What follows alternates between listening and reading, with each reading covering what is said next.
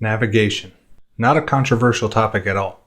There are many ways to handle navigation, and many frameworks or libraries to assist you with that. We're not going to use any of those here.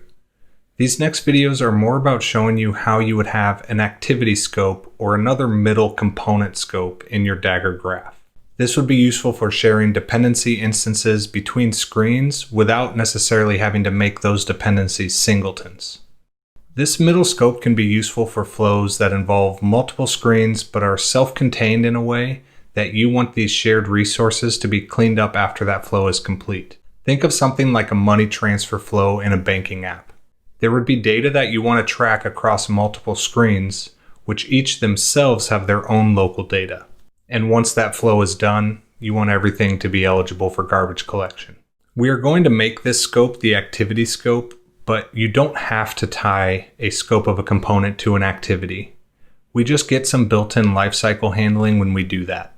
The first thing we need to do is define a simple navigation interface. Here we have a new module created called navigation. The build.gradle file doesn't have any added dependencies. I just cleaned up some of the ones that are automatically added. In a new file called screen navigator, we define a sealed class called screen.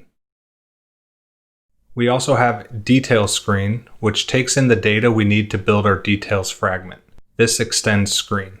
Now we need an interface that allows us to navigate to a screen. The screen navigator interface will have one function, go to screen, and it takes in a screen value.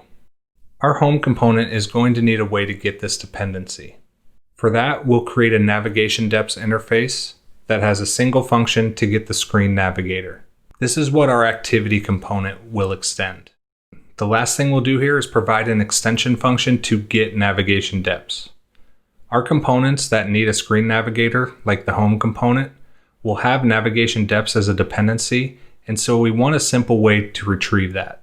We could go the same route that we did for application depths by having an interface called hasApplicationDepths with a single function that returns navigation depths, but we're going to look at another strategy that I've used and I'm pretty happy with. Using context.getSystemService is a neat way to abstract providers of dependencies. It's not type safe, so there's room for error, but it can be really powerful. We add the extension function on the activity because we want to ensure that the activity has first chance to provide the navigation dependencies. We'll define a string called navigationDepthService, and this is what will be used in getSystemService. We'll make sure that this is unique so there's no chance of colliding with any existing strings. So first we call getSystemService, passing in our service name. And if that's null, we'll fall back to the application getSystemService. And if that's null, we'll throw a null pointer exception because we are expecting something in this context chain to be providing this dependency. There could be reasons in production to use an application screen navigator, but for us, we're really doing this for the testing environment. We don't control the activity in our fragment tests, so it's nice to have a way to intercept and provide our own screen navigator dependency in our test application. Like many things with Dagger, this is not the only way to provide access to some other component or interface. You could have a static reference that holds a component instance, but when you go that route, you have to manage the lifecycle yourself. It's not bad when done right, but using the context chain and framework types to your advantage does take away some potential for errors, even if it does come with a few of its own. If this is unclear now, the next videos will tie these pieces together and we'll go through the full flow.